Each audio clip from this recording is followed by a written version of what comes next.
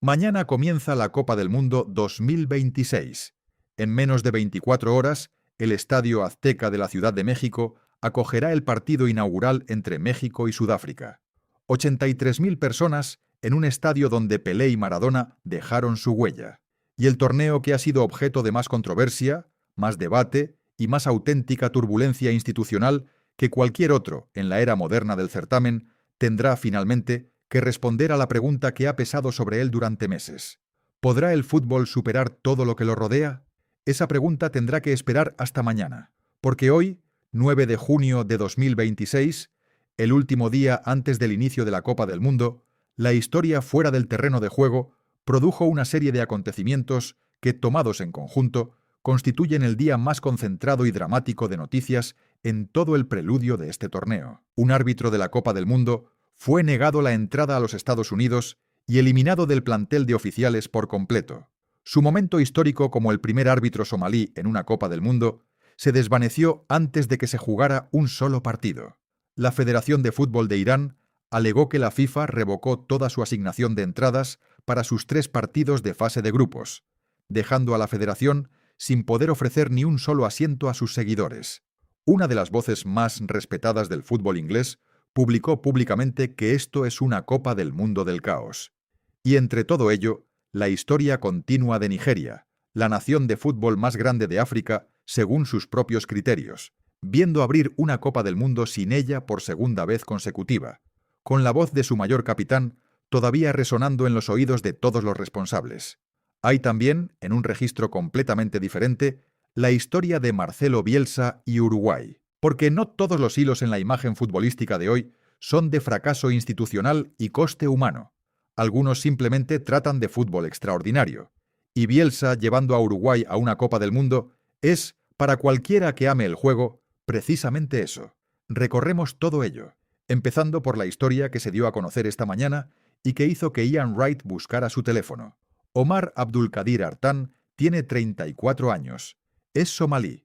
Ha escalado en la jerarquía del arbitraje africano hasta el punto de ser seleccionado como uno de 52 árbitros para la Copa del Mundo 2026. Esa selección fue, bajo cualquier medida, histórica. Habría sido el primer árbitro de Somalia en arbitrar una Copa del Mundo masculina. No solo un logro personal, sino un momento de genuina importancia para un país que ha enfrentado dificultades extraordinarias y que cuenta con una comunidad futbolística que merecía ese orgullo. Artan no es una figura marginal del arbitraje africano. Ha sido reconocido como el mejor árbitro del continente. Ha dirigido los partidos de mayor nivel en competiciones africanas. Su selección para la Copa del Mundo no fue un gesto simbólico. Fue una designación basada en méritos por el organismo rector mundial del deporte y reflejó años de trabajo constante y de alta calidad en el terreno de juego. El pasado fin de semana, Artan llegó al Aeropuerto Internacional de Miami. Llevaba un pasaporte diplomático emitido por la Embajada somalí. Poseía una visa múltiple válida de 3 meses que le había sido otorgada en Nairobi. Había pasado por el proceso de acreditación de la FIFA. Fue seleccionado y confirmado como parte del plantel de árbitros. En el aeropuerto de Miami fue sometido a lo que la Oficina de Aduanas y Protección Fronteriza describió como una inspección adicional, parte rutinaria del proceso, cuando los oficiales necesitan verificar información o determinar la admisibilidad. Esa inspección duró 11 horas. Lo interrogaron sobre Al-Shabaab, la organización militante que opera en el Cuerno de África. La administración Trump alegó más tarde que a Artan se le negó la entrada porque representaba una amenaza de seguridad, citando supuestos vínculos con terroristas sospechosos. El gobierno somalí rechazó categóricamente esas afirmaciones. El Ministerio de Juventud y Deportes de Somalia declaró que tenía una visa válida. No se hizo público ningún elemento de evidencia que respaldara la acusación de amenaza de seguridad. Tras la inspección, se determinó que era inadmisible por motivos de verificación. Se le negó la entrada. Fue puesto en un vuelo de regreso a casa. Somalia es uno de los países sujetos a una prohibición total de viajes implementada por el gobierno de los Estados Unidos. Esa prohibición estaba vigente mucho antes de que se adjudicara la Copa del Mundo a este conjunto de naciones anfitrionas. La cuestión de cómo un árbitro somalí podía ser seleccionado para arbitrar un torneo celebrado en un país que prohibía la entrada a ciudadanos somalíes nunca se respondió públicamente antes de que comenzara el certamen. La respuesta llegó al aeropuerto de Miami un sábado, tras 11 horas, en forma de denegación y un vuelo a casa. La FIFA confirmó lo ocurrido en una declaración que, incluso según los estándares del lenguaje institucional, resultó notable por su brevedad y su desviación. Confirmó que Artan no podría entrenar ni arbitrar en la Copa del Mundo 2026 tras ser negado el ingreso. Aclaró que no interviene en los procesos migratorios del país anfitrión. Señaló que es el gobierno del país anfitrión quien decide quién recibe visa y quién es admitido, y confirmó que la decisión no será modificada. No hubo expresión de arrepentimiento, no hubo reconocimiento de lo perdido, no hubo compromiso de garantizar que esta situación no se repita. Hubo una breve y cuidadosa declaración que trasladó la responsabilidad a otro lado y siguió adelante. Artan mismo respondió con una dignidad que hizo que todo el episodio fuera aún más doloroso de seguir. Dijo que estaba de buen humor y centrado en los próximos retos de su carrera arbitral. Agradeció a la FIFA y al organismo continental su apoyo. Prometió mantener su nivel arbitral mientras se concentraba en el futuro. Un hombre que había trabajado toda su vida para alcanzar un momento definitorio, momento que le fue arrebatado en un aeropuerto después de una interrogación de un día entero, respondió con compostura y gracia que las instituciones a su alrededor no coincidían. Cuando aterrizó de nuevo en Mogadiscio, recibió una bienvenida de héroe. Su país reconoció lo que el proceso había fallado en reconocer. La gente del aeropuerto comprendió lo que la declaración no decía. Muchos observadores, incluidos periodistas prominentes y comentaristas de fútbol, describieron lo sucedido como racismo, señalando el perfil específico del oficial al que se dirigió la acción, la naturaleza del interrogatorio que soportó y el patrón más amplio de viajeros no blancos de ciertos países que enfrentan una mayor vigilancia en los puntos de entrada estadounidenses durante el preludio de este torneo.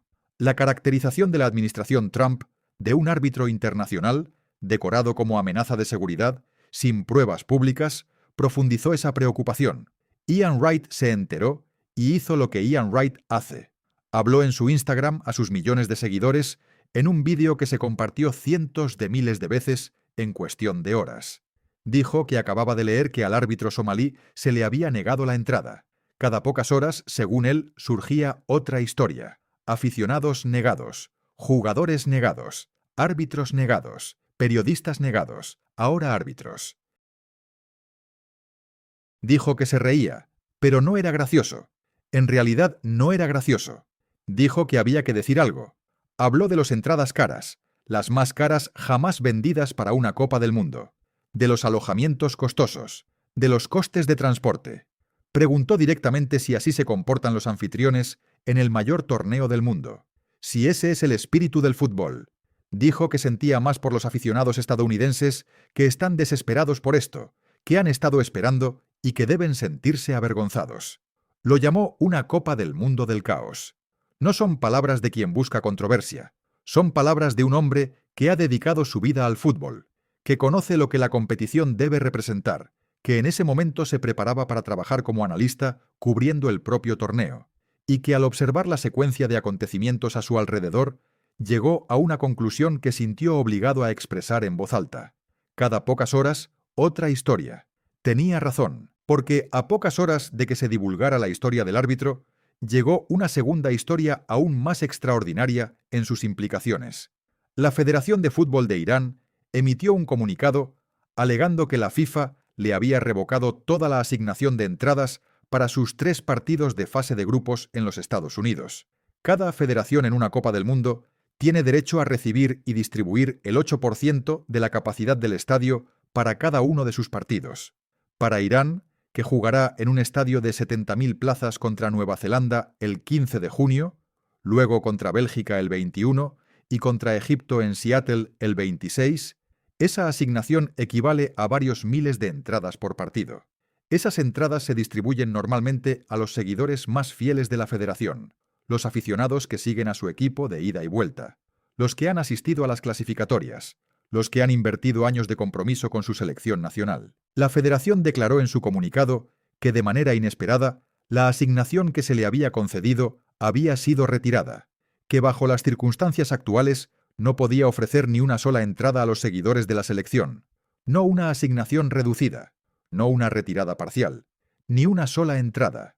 La federación no puede ofrecer a sus seguidores ni un solo asiento para ver a su equipo en una Copa del Mundo a la que se ha clasificado. Los seguidores iraníes ya estaban sujetos a una prohibición de viaje, lo que hacía imposible que la mayoría de los aficionados dentro de Irán asistieran incluso si tuvieran entradas.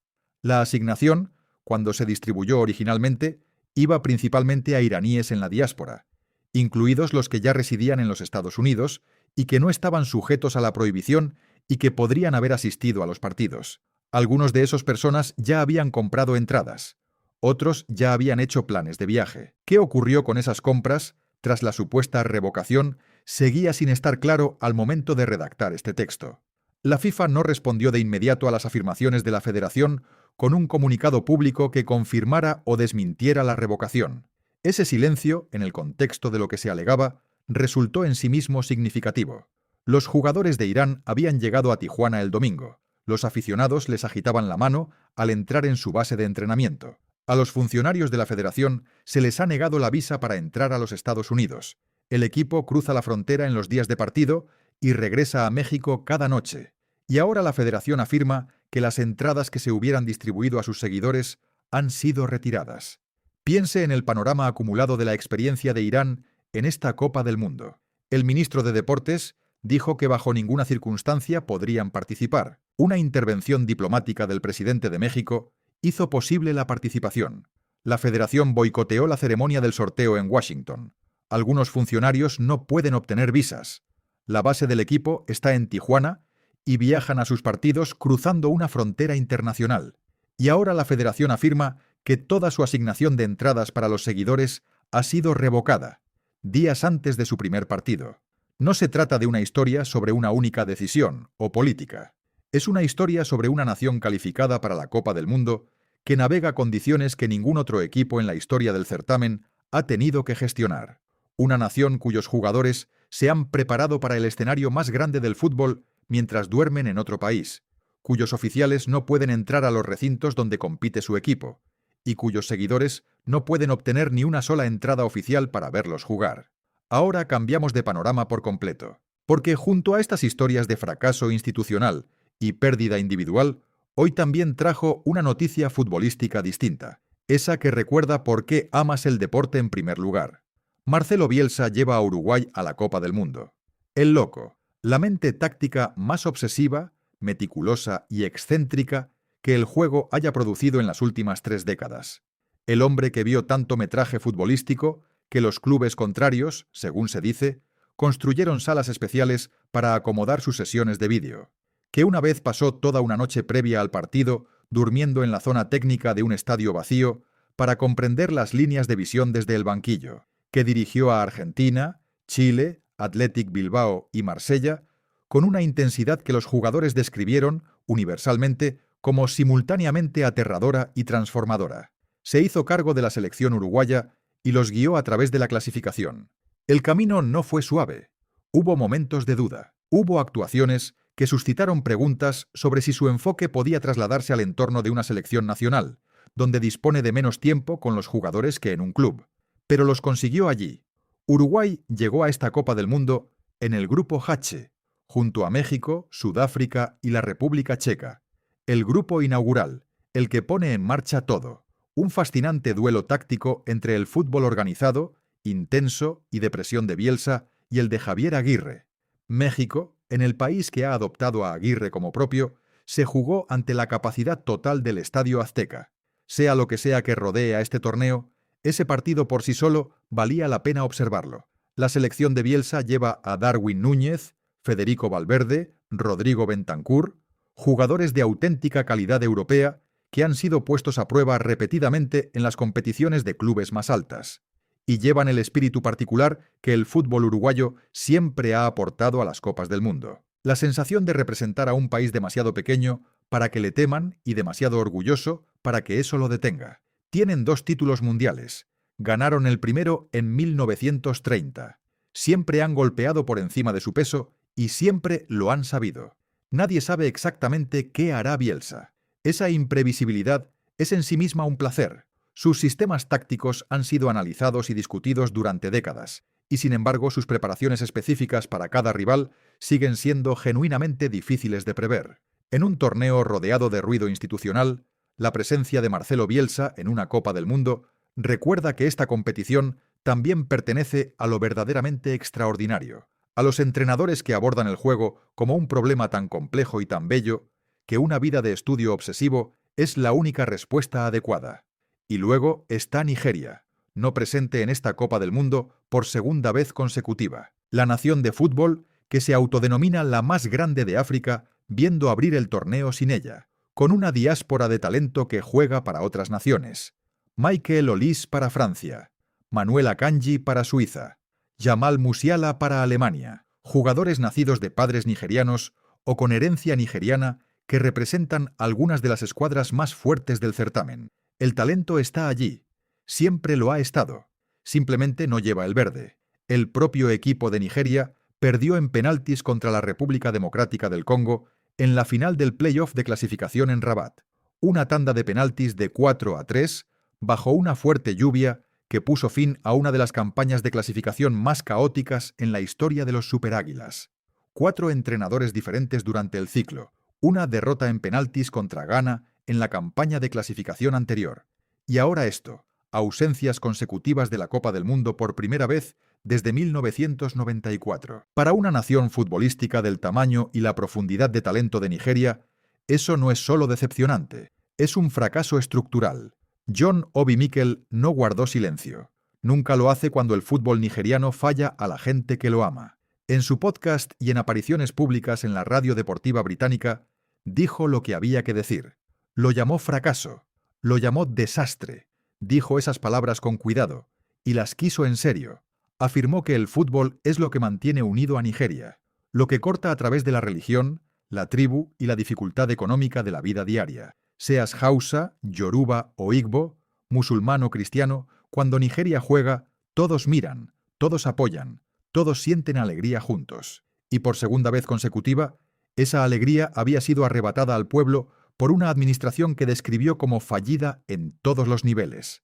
Dijo que todo el Consejo de la Federación Nigeriana de Fútbol debería dimitir, no como una declaración populista, sino como una posición reflexiva de quien jugó en 2 Copas del Mundo, que entiende lo que implica la preparación y gestión de una selección nacional, y que vio a su país no clasificar pese a contar con una de las reservas de talento más profundas de África. Aseguró que incluso ganar la Copa Africana de Naciones no eliminaría el dolor de perder una Copa del Mundo. Declaró que Nigeria pertenece al mayor escenario y que nada más se le acerca.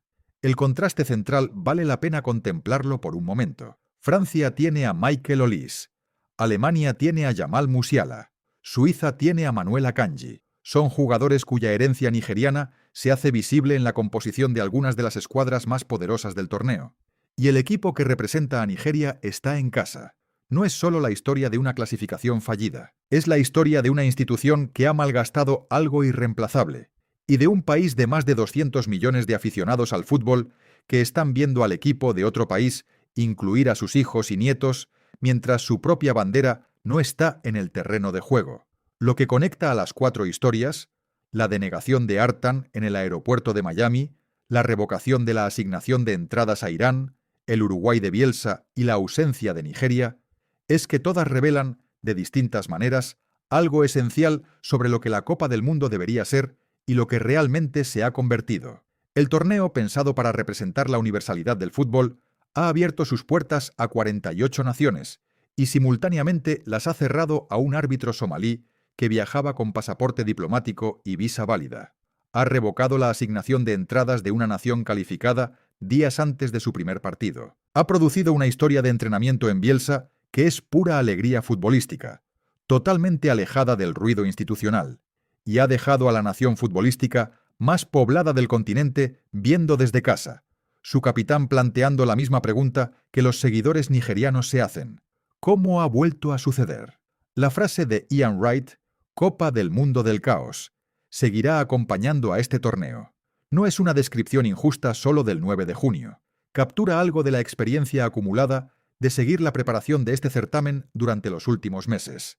Prohibiciones de viaje aplicadas a oficiales de la Copa del Mundo. Asignaciones de entradas revocadas para naciones calificadas.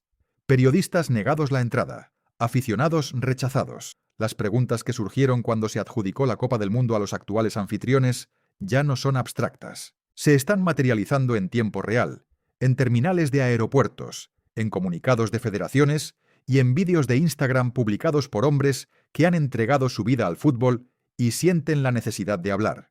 Pero el caos no es la historia completa, porque mañana el Estadio Azteca se abre, porque Bielsa está en una zona técnica en algún lugar de Norteamérica, probablemente sin haber dormido, probablemente revisando metraje de Sudáfrica que nadie más pensó en observar.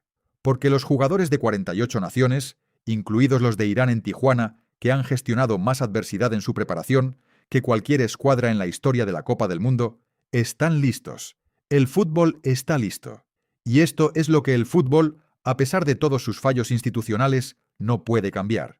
Cuando arranca, arranca. Los momentos llegan independientemente. Son indiferentes a las asignaciones de entradas revocadas, a los árbitros denegados en aeropuertos, a los comunicados de federaciones y a decisiones políticas tomadas en oficinas que no tienen nada que ver con el juego. Ocurren porque jugadores de auténtica calidad, bajo la máxima presión, en el mayor escenario, producen cosas que nadie planeó y que nadie pudo guionar.